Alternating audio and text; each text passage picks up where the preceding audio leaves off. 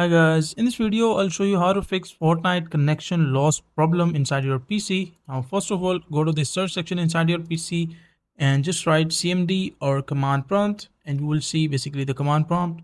Click on run as administrator, and once you run your cmd, so you will see an interface like this one. So after that you just need to write down these commands.